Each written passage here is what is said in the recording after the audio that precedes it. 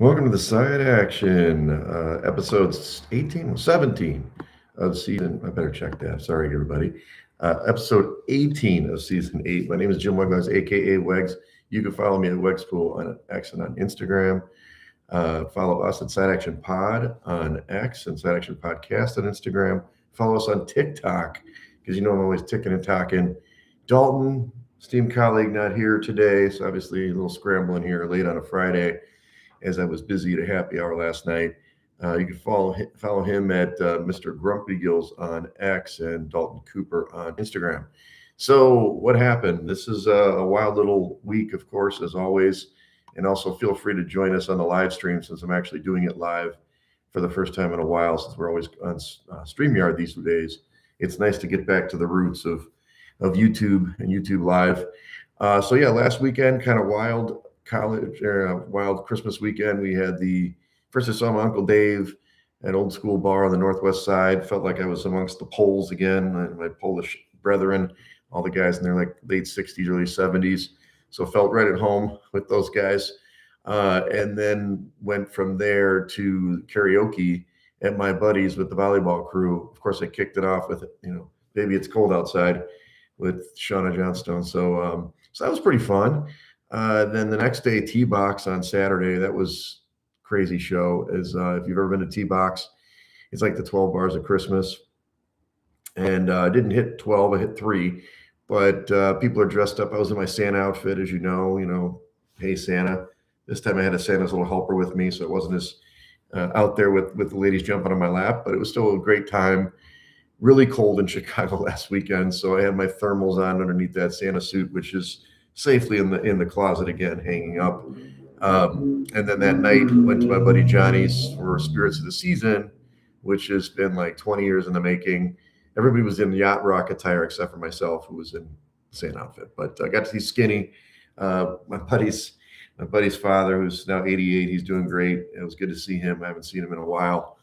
Skinny's a funny guy, Mr. Ulrich. But other than that, we had the happy hour last night, which was a good time. And that's just kind of like a merging of volleyball and housing people. I've been doing it figured out I've been doing it for, I guess it's 11 years now after I left the agency. So, great time. And also saw Wicked 2 on Wednesday. So, yeah, just been a chock full. I'm really looking forward to some downtime, get off of work a little bit, kids coming home on Monday, and then we'll go from there. So, let's go through the shed for this week. Everybody's favorite segment. Who we put in the shed? Coop? Coin flips. Oh, coin flips. So apparently he doesn't like coin flips this week because President Trump had probably the worst coin flip of anyone has ever seen during the Army-Navy game. I didn't actually see it. I was busy at that moment at the T-Box thing, but I did hear about it. We know that our commander-in-chief is doing what he can out there to keep everybody stirred up, but he needs to practice those coin flips. He's got to do a little better, get a little action on there, not just dribble off the hand. So, yes, I see you there. Coin flips, get in there. It wasn't Trump's fault. I guess it was the coin itself. Tua, he's got Tua Tagovailoa bench. So Tua is on the bench for Miami. We'll get to that a little more later, but finally the end of his time in Miami is upon us, and you know that Coop is a big not just Tua guy, big Miami Dolphins fan. Fins up, fins out. Now he's Dolph out, and the worst extension any team has ever made. $99 million of dead cap if he's cut. Just incompetence everywhere. Yes, it's true. The Dolphins aren't a good franchise. Mike McDaniel did kind of keep the the wheels on the wagon, so to speak, for a while. But now after that loss at Pittsburgh, it does appear it's the end of the Tua show down in South Beach. For myself, I have the Tampa Bay Buccaneers. This is a team that we've touted for several years in the podcast. Tough team. Baker early in the season with my MVP. This team, they can't hold a lead. And I don't know what to say. 14-point lead blown in this fourth quarter. They even had to get a third possession to do it. So Atlanta's down by 14 points. They go for 2 the first time they get the touchdown, miss it. Okay, so now you're kind of set up, right? Oh no, it's okay. They're going to get at the backside, and then they need another possession, which they got, and then they kicked the field goal to win the game. So I don't know if they can win the South. I mean, Tampa has to still control their own destiny. They play the Panthers twice right now, this week and in 2 weeks. So they do have, if they win those games, they're probably in. But should they be in? Nobody seems to want to win the NFC South. And then Brandon Aubrey, yeah, he's been great all year. He would have been in the club dub. He had that cool. They did that fake kick where the holder, like, he got the snap and flipped it over his head to Aubrey, who went for like a 15, 20-yard run. Then apparently after getting tackled, dude can't kick a field goal. And this guy's been automatic from like 70 yards all year. He can't make 2 field goals in this game. One of them was like a 44-yarder, and the other one was like a 53. But that's a chip shot for him. And they lose 34-26 to the Vikings and essentially knocks them out of the playoffs. I mean, they're basically 6-7-1. They need kind of a miracle. They got to win out. They need the Eagles to lose. So Brandon Aubrey, get in the shed. You've been a great kicker, but when they needed you, you weren't. Let's go Club Dub. Coop has Leon Drace. I always put some guy I can't pronounce. Draisaitl? Sure. He's the first German-born NHLer to reach 1,000 career points. He counts for 24% of all German points in NHL history. It would have been nice, Coop, to put what team he was on, but that's okay. Leon, congratulations. Come into Club Dub. Art can show you around. He's always there. He's your maitre d' for the night. He can show you where the bottle service is. And yeah, man, well, congratulations. 1,000 points is super commendable. And I love that he's 24% of all German points in NHL history. He's also got the Knicks in Club Dub, who won the third annual NBA Cup Tuesday night over the Spurs. They won't hang a banner. Nope. But, it was a good game nonetheless. And more importantly, they didn't have the Oklahoma City Thunder, who was now like better than the 96 Bulls or something, supposedly, than the 90s Bulls. And lastly, DJ Moore in Club Dub, 2 touchdowns for the Bears. More importantly, he was officially secured his first winning season in the NFL. Well, he says football. I wonder if that was just the NFL. Since 2014, his senior year of high school. Wow. When he was at Maryland in college, no winning seasons. Panthers, Bears. It's going to be a big Saturday night for him. DJ Moore, Club Dub. Don't party too hard. You got to play tomorrow down at Soldier Field to beat the Packers. For me, I've got Trevor Lawrence. I'm knocking his hair. I think he still should get a haircut, but he came through huge last week. And I mean, it wasn't against a great opponent, but who cares? 330 yards passing, 5 touchdowns passing, 1 touchdown rushing, and he led the team in rushing with 51 yards. Yes, he beat me in fantasy football. You're welcome, Zach Suter. And now the Jags have won 6 of 7. So Trevor, party on. He kind of looks like Garth, doesn't he, from Wayne's World? So party on, Wayne. Party on, Garth. Get in there, Club Dub. And you're going out to Denver. Let's see if you can get a big win there. For me, it's the Buffalo Bills as well as a team. Down 21-0 in this one. Somehow made a huge comeback, outscored New England 28-7 in the second half to win the game 35-31. Great comeback. And more importantly, they still can win the division if New England stubs its toe a couple times. So they're just not out of it. And that just shows you in the NFL, offense is the most important thing, apparently. Let's get into the college football side. We've got the playoffs start tonight. I'm recording this at 5:44, so hopefully get it out before the game time, which is the first game is this evening. It's 7 o'clock Central Time. You've got Oklahoma, the 8 seed where they're home against Alabama, the 9 seed, and 1.5 point favorites. Actually, I should probably check that since I made these lines earlier in the week. Sometimes these things move late. So, you got to love live streaming. Let's take a look. Can I get to the playoffs? Let's do this. Here we go. Okay, so we're looking at the first game. Yeah, it's still 1.5 for Oklahoma, the home team. 41.5 point total. It's gone up just a little bit. It's a rematch from a little bit earlier in the year. Looks like Coop likes Bama in this one, -1.5. Now they're 0-2 versus Oklahoma under Kalen DeBoer.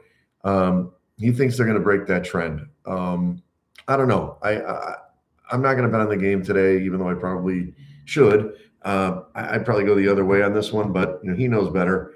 I do like the under at 41.5 because he likes the under as well. He's got a 40.5. Guess what, Coop? We're giving you 41.5 on the rating. So we're both on that side, but I believe Oklahoma can get it done. We'll see. And I mean, obviously, Alabama's got to validate their existence in the playoff. They did make it despite getting trounced in the SEC championship game.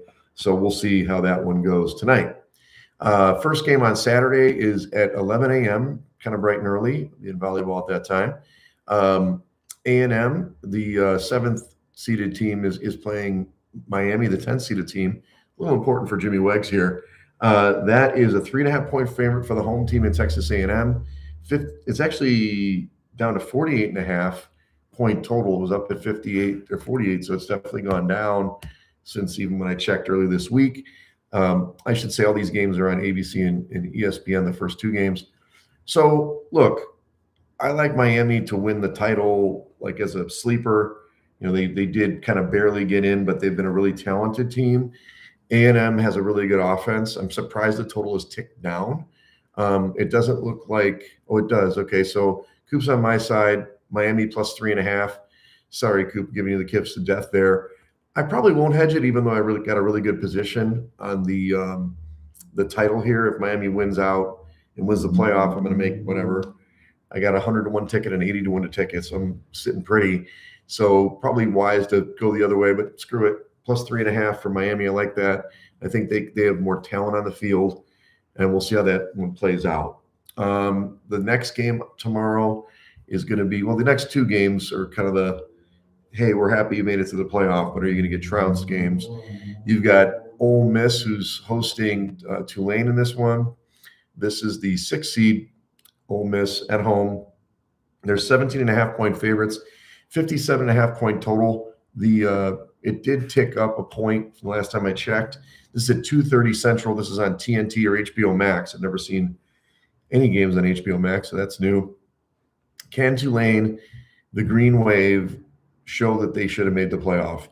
I'm going to probably say no. And it looks like Coop says no as well. His official pick is minus 17.5 for Ole Miss. And I agree with that. I think Tulane, they're okay. I mean, obviously they did beat that hot team in North Texas that we talked about a couple weeks ago. But Ole Miss is a different story. You wonder with Lane Kiffin departure if they're going to come together or fall apart. I think they come together in this one. So I agree. I think they're gonna lay the wood here. The last game of the night is at 6:30 Central on TNT and HBO Max. That's Oregon. So they're the 5 seed at home against the Sun Belt champs, James Madison, and that is now 20.5. So just a tick down from what it was at 21 on the opener. It's down to 45.5. So it appears that people believe Oregon is going to basically shut out or shut down James Madison in this one. And I agree with that. I think last year Oregon kind of got embarrassed in the playoff game, weren't prepared. I don't think that's going to happen again for Dan Lanning's team. And as much as James Madison is, they had a pretty good season. They didn't play great last week. So Oregon minus 21 is Coop's last official play.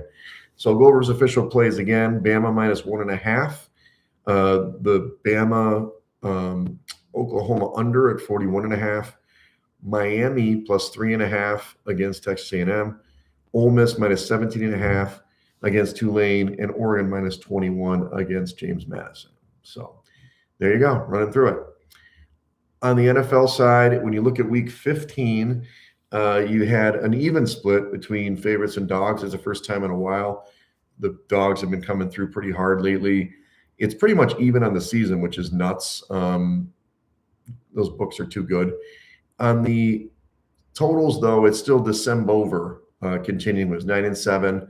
As you recall, the week before was heavy to the over, which is kind of interesting. You're thinking, oh, it was cold and all that, but it's just, sometimes it's just, maybe defenses are tired and they're just lighting it up, pulling out everything into the playbook to score. So there'll be a lot of overs this week as well. From week 15, here are the highlight games that I'm going to talk about. We've got the Chiefs. They're done. It's one of those situations where A little sad, but kind of not. You want to see the end of an era, and even though Pat Mahomes is going to come back, he did tear his ACL in this one at the end of the game. But look, it's the first time we're going to see Kansas City out of the AFC title game in like 8 years. So it was a 7-year run that they did it. So he's out. That's great. Sorry that he's hurt. But the Chargers, they swept the season series with a 16-13 win. Good for the Chargers, and of course that puts them squarely in unless they fall apart too. Then you've got the Saints. This is a team that if they only played in the division, the NFC South, they'd probably win it. They're 3-2 in the division, which is the best record for any NFC South team in their own division, but they only have 4 wins this year. But this time they came back at home against the Carolina, and this was after Tampa lost. Like Tampa looked like garbage in the fourth quarter, lose to Atlanta. Here's your chance, Panthers, to go into the Saints and basically win the division or control the division. Instead, they go and they blow the lead and lose the game outright, 20-17. I did have the money line, so I was happy with myself. But weird. But the Saints are playing a little frisky, especially late in the season. Tyler Shuck is playing decent. So, all right, we've got the Broncos. They TKO the Packers. This was a great football game. If you watched it, maybe not Super Bowl level excitement, but really good teams playing. And from what I saw in that one, it was a tight game. Everything was great. And then actually Green Bay was in control, to be honest with you, 23-14 early in the third. But then Christian Watson, he gets hurt. He hurts his shoulder and he's out. And that guy really makes a difference. I was talking to Papa Wegs just before the pod here. He stretches the defense. They don't have another guy. Matthew Golden has not worked out yet this season. And then, of course, Micah Parsons gets hurt kind of like a third of the way into the fourth quarter. And it didn't doom them. They played good defense, but they gave up 2 more touchdowns. And in the end, they scored 20 points in the second half, and they won the game 34-26. So the Broncos are in control of their own destiny for the 1 seed. They have a tough game this week. And the Packers now fall below the Bears in the NFC North. And look, I should say, everybody knows it by now, but Micah Parsons tearing his ACL, he's out for the year. And that's certainly hurt my Super Bowl ticket. They still have a good offense if Watson can go and play continually, but that defense is going to not be as good without Micah Parsons. Rams outgunned the Lions. Hey, Rams trailed by 10 points in the second quarter. No problem. Roared back. 519 yards they put up on the Lions, who can't play defense anymore. And look, they took one more step to the 1 seed, except for, we'll talk about last night's game. But they did cover the 6 points in that one. And the Lions are on the brink of elimination in the NFC as well. All right, San Francisco, they're still alive for the NFC West. Well, they played a really good game. They didn't dominate the Titans like I thought they would. They were out to a big lead, let them come back. Actually, within a score, it was like 30-24 at one point. So they were right knocking on the door, but they did get a late score and obviously get the field goal. That they won 37-24. They're good. And now they're 10-4, and they still can be the 1 seed technically if things fall their way. But more important, they could win the NFC West, because it's all going to be figured out on the field, right? These teams are all going to play each other, and we'll see what happens. And he already mentioned the Finns, how they stink. But one thing of note in that Finns Monday night game is the Steelers have now won 23 straight home games on Monday Night Football. Don't go against them on Monday Night Football.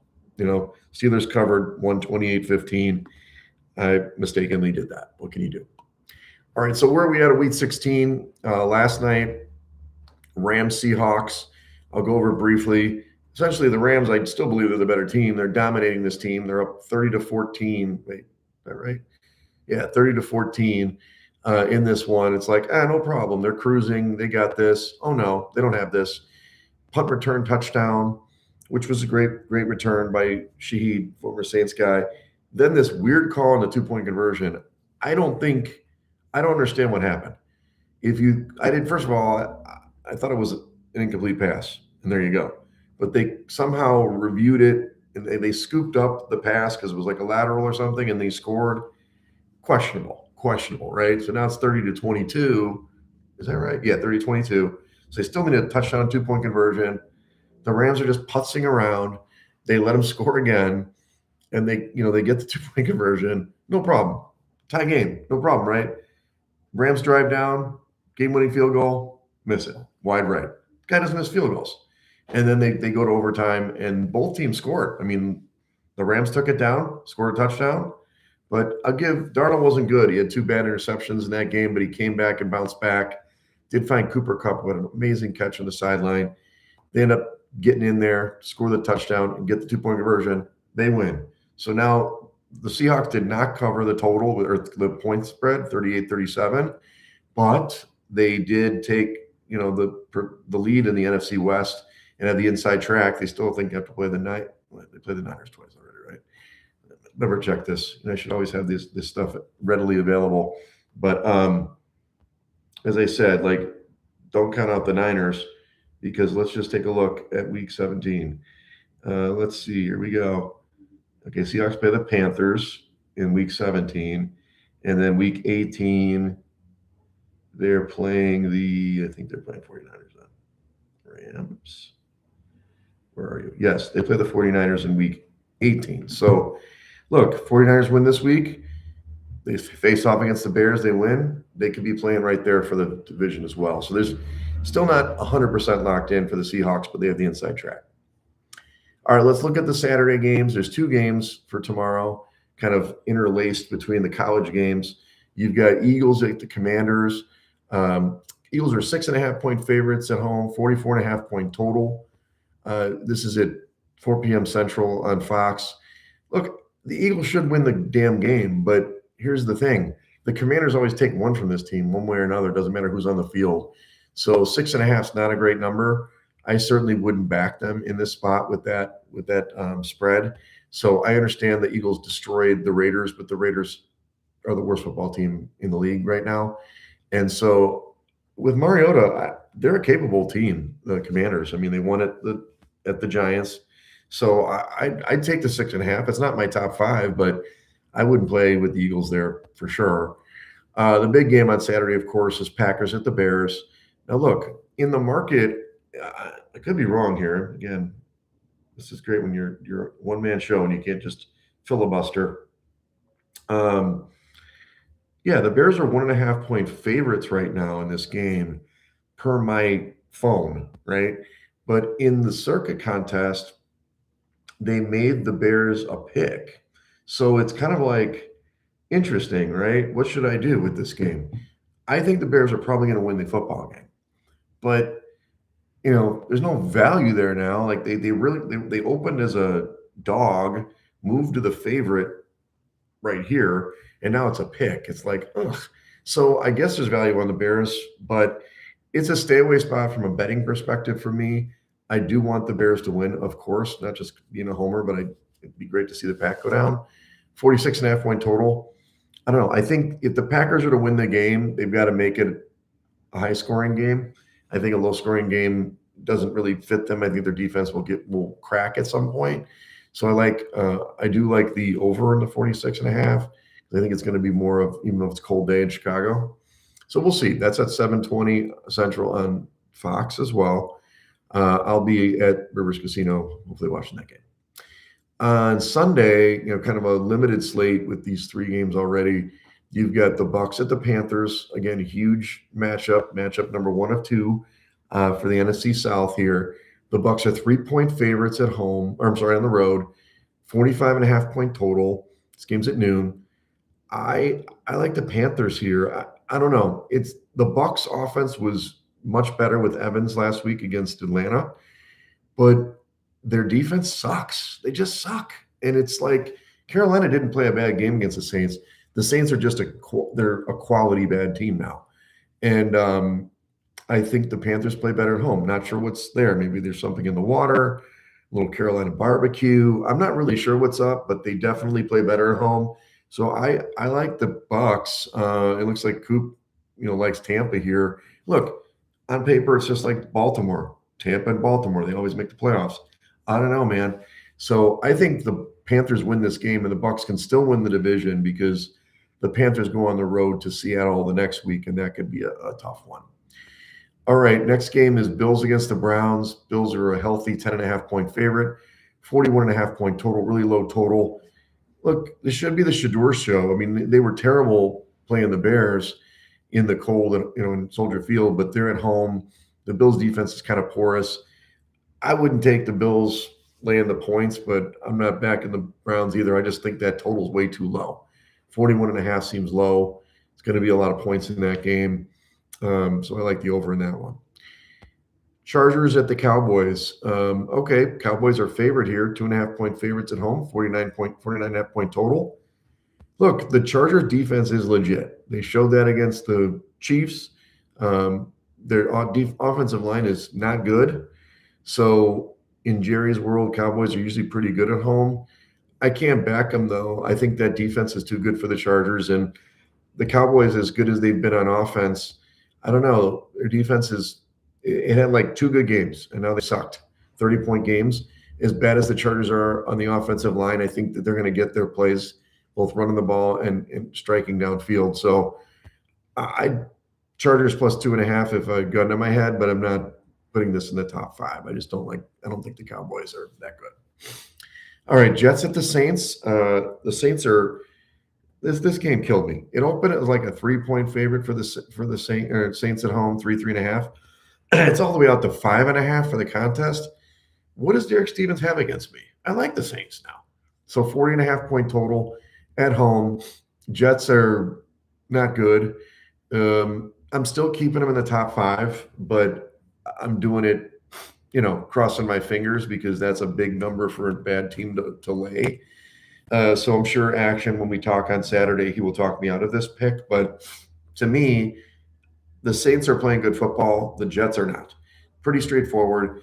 On a neutral field, is it 3.5? Probably not. It's probably a 1 or 2 point game neutral, so it's more like a 3 to 4 point spread here for the Saints. But I'll stick with them. I think they're going to roll this team. They're actually going to be one of my survivor lead pipe lock picks for this pool I do. I wouldn't be surprised if they're not. Besides, obviously, we'll get the Texans to the Texans later. They're going to be a sneaky survivor pick for some people, I think, this week. Vikings at the Giants. The Vikings are 3-point favorites on the road, 43.5 point total. Originally, I was on the Vikings here. I felt like, not unlike the Saints, they're playing good now. The last 2 weeks, J.J. McCarthy, as much as I've shit on him, he's played very well. He's finally figured out that he's got great weapons and he can give 50-50 balls to these guys. And he's not throwing like 100-mile-an-hour fastballs over the middle. So I understand why I felt that way, of course. But they are on the road. Giants haven't won a game. I think they've lost 10 straight or they've lost like 8 straight games. So I don't like that dynamic at all. And I think you can run the ball on the Vikings. So it's a stay away spot for me, but I wouldn't be angry with you if you went with the Vikings in that one. Chiefs at Titans.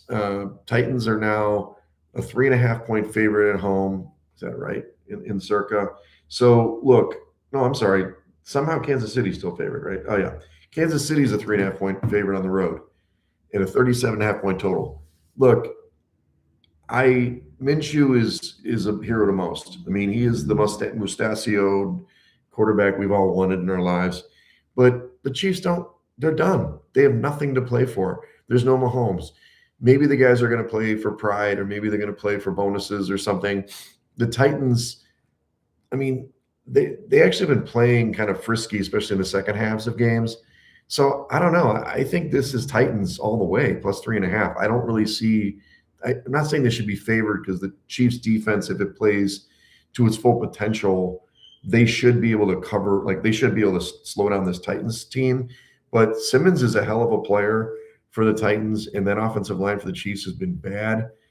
I like the money line here. I'll take Titans in the contest plus 3.5 all day. Bengals at the Finns. Bengals are 4.5 point favorites, 47.5 point total. As Coop mentioned, or I mentioned for him, Tua's out. You've got Clint Ewers in there. That's how you say it, Ewers. I don't know. I mean, he's an athletic guy. He can run. He's got a live arm. I don't think he's as accurate as Tua is. The Bengals have really nothing to play for, too. 4.5 points on the road in Miami. Eh, I think there's some value on the Finns there. I'm not going to put in my top five, but Ewers, that defense sucks. Ewers can sling it or run for a couple, and the Bengals are disinterested. So good luck to you if you take the Bengals on the road minus the 4.5. I wouldn't do it. But I think the over's in play. Totals come down since two is out, 47.5. I think both teams can score in this one. Falcons at the Cardinals. Falcons are 3.5 point favorites on the road in this one, 48.5 point total. Look, the Cardinals haven't won a game in forever. They beat the Dallas before they got decent, and that's it. Their offense has been good. Defense is garbage. Look, if the Falcons play to their potential, they win this game, but I'm not in a position where I'm telling you to lay points with the Falcons on the road. Okay. The last time we did this, the Jets beat them, right? So I can't do it. I would back off on this one personally. It's either cards or pass, but Cardinals over have been a pretty good play for the last 4 or 5 weeks. So if you want to go, if you got to get action on all these games, I would go Cardinals over the 48.5, or Cardinals Falcons over 48.5. All right, let's get to the 3 o'clock window. We've got some interesting games here that matter. We'll save the big one for last. We've got Steelers at the Lions. Lions are 7 point favorites, 52 point total. The Steelers, it's a very unique situation. Okay. The Ravens, who play at night, it's good they sequence this properly. The Steelers technically could lose this game, probably lose the next two games, and leave it up for the last game of the season against the Steelers. If they did win this game and somehow the Ravens lost, at night or the next game, they've got two tough games actually. Then the Steelers win outright, don't even have to play Week 18. So it's just a tough situation. It doesn't mean a lot to the Steelers this week, where it means everything to the Lions. Now, I do think teams that are in this position, must win. We've said it. It doesn't work out as much as you think. But I think the Lions are a good play at -7. They didn't make my top five, did make it for Coop, which we'll review later, and 52 point total. I don't see the Steelers scoring that many points, to be honest with you. So I think that's a little too high. I think 52 under for me. All right, we've got Raiders and Texans. Look, they're my team. I'm Team Houston. I can't wait to have MG the vet on here because I think he's a Houston guy. I love this team. I hope we make it to the Super Bowl so I can cash the tickets. They're playing the Raiders, who are the JV team right now. 14 points now. It was up to 14.5 at home for the Texans. 37.5 point total. Most people who are sharp would tell you a 14 point spread in a 37.5 point game is a bad bet. Guess what? Watch the Texans. They showed it to me last week. Arizona has a good offense, and they just came out on fire, both offensively and defensively. And before you knew it, that game was over at halftime. I expect kind of the same. So maybe they'll let up, but they're in a situation where the Jags are going to be playing at the same time. If the Texans win out and the Jags lose on Sunday, guess what? Texans are going to win this division. Jimmy Wegs is going to cash tickets. So I'm laying the wood here with Texans. I love that team, -14. Let them win another one in a row. Total I won't stay with because I don't know how many points they're going to score. So the highlight of that 3 a.m. slate is the Jags-Broncos, as kind of just mentioned. Broncos are 3 point favorites at home, 47.5 point total.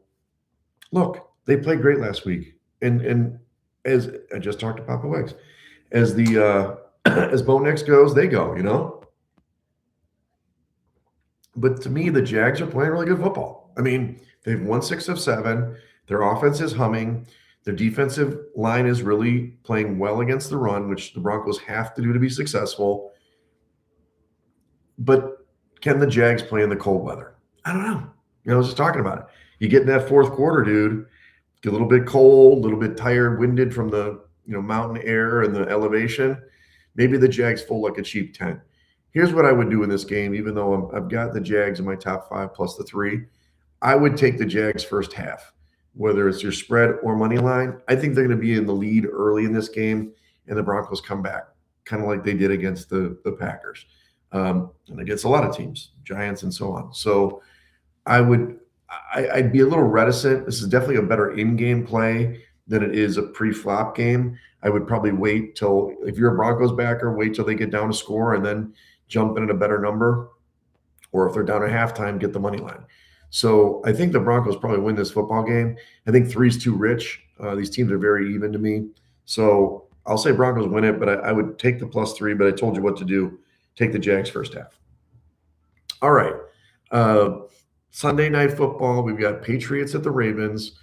Another great matchup here. They did a really good job of the schedule this week.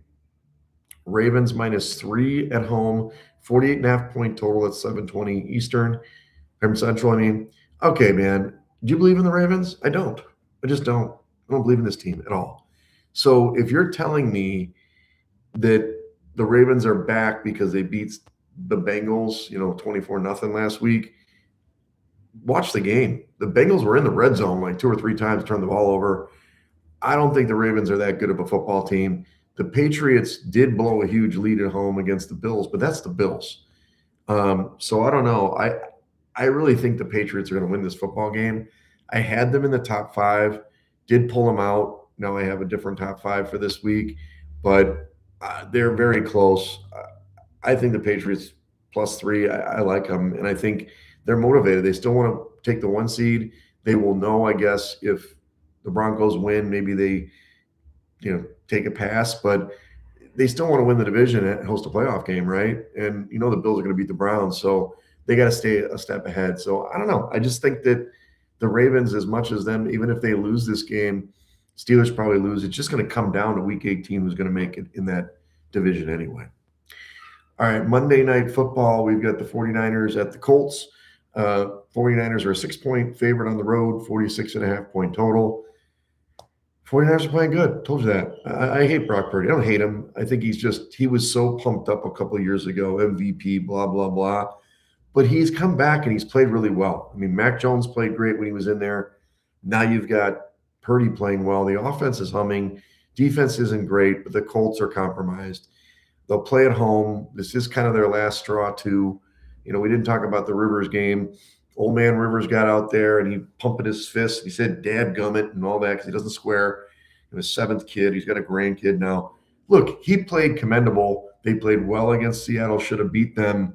Didn't. Lost on a last-second field goal. Do they have one more in them? Maybe.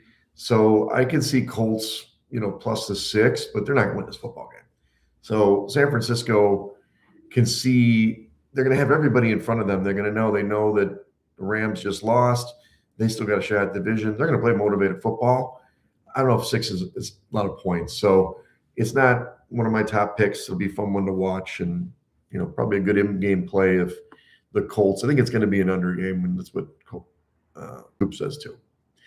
Let's go over Coop's top 5 for this week. He likes Tampa -3, so we're a little opposite there. He likes Detroit -7, like that. Unfortunately, we've got to switch this because the Bears put it as a pick for the contest, even though they're a favorite. He likes the Bears. He likes the Jets +5.5, and I need to ask him about that. So we're opposite a couple times here. Maybe the Jets are going to play good with that guy. I can't remember a quarterback. He likes the Baltimore New England under at 48, which I guess will give him an extra half point, 48.5. And he likes the San Francisco Colts game under 46.5. So he's going opposite the December. He wants December under. Anyway, my 5 this week for sides are Houston -14. Like, I don't have a hook anymore. I like New Orleans -5, opposite him in Jets. Carolina +3, opposite him with Tampa. I like the Jags +3. Going to be a tough game, but I told you I'd approach that. And I like the Titans +3.5. I money line on that one, so maybe that's a little higher than I thought. All right, let's talk about Circa. Nobody got knocked out. Simple. 10 left. There's going to be no chop, supposedly. We'll see how it works out this week. There's plenty of options this week. I think it's going to come down to the Christmas week where you have 2 picks, Christmas Day and then on the weekend to get this field down to probably like 3 or 4 in the end, maybe 5. So implied value 1.871 million still. In the Circa Millions contest, the leader is at 70.67%, a little lower than past years, 53 and 22. To get in the top 100, you have to be 60%, which it sucks because that's a normal level for this. Last 2 years, it's been 63 and 64%, so that was ticking up. So we still, we sucked this year, but that's because it was a tough year. Obviously, we went 2-3 again. We're just over 40% with just 3 weeks to go. So here's what's going on tonight. The guys are blowing up the phone. Where are you? What's going on? We'll see if I go out tonight. Probably will. Got to keep this hoarse voice going. Tomorrow, I don't think she listens, but a buddy of mine's having a birthday party for his wife at Rivers. Oh, I get to go to Rivers? Oh, okay, sure. I'll watch the Bears game and go roll some craps. So that's what I'll be doing tomorrow night. And we'll play volleyball tomorrow morning. And then Sunday, no real plans yet. We'll see about the games. Daughter comes home on Monday. We'll decorate the tree right here. Beautiful tree, Fraser fir. And then we got Christmas. So we probably won't record until Christmas is on Thursday, right? Let's see. You should know this. We'll probably record on the 26th, I'm imagine. I don't know if he'll be back from Miami or not, but we'll figure that out. So hopefully everybody enjoys a happy and healthy Christmas. If you do celebrate, if you have celebrate Hanukkah, it's going on. Happy Hanukkah, Kwanzaa, whatever you celebrate. Enjoy yourselves. Be safe out there. And check us out again at Side Action Pod on X and Side Action Podcast on Instagram. Follow me at Wegs on X and on Instagram. Don't forget my TikTok. I'll put one up probably tomorrow morning. Love you guys and have a wonderful weekend and a great holiday. Thank you.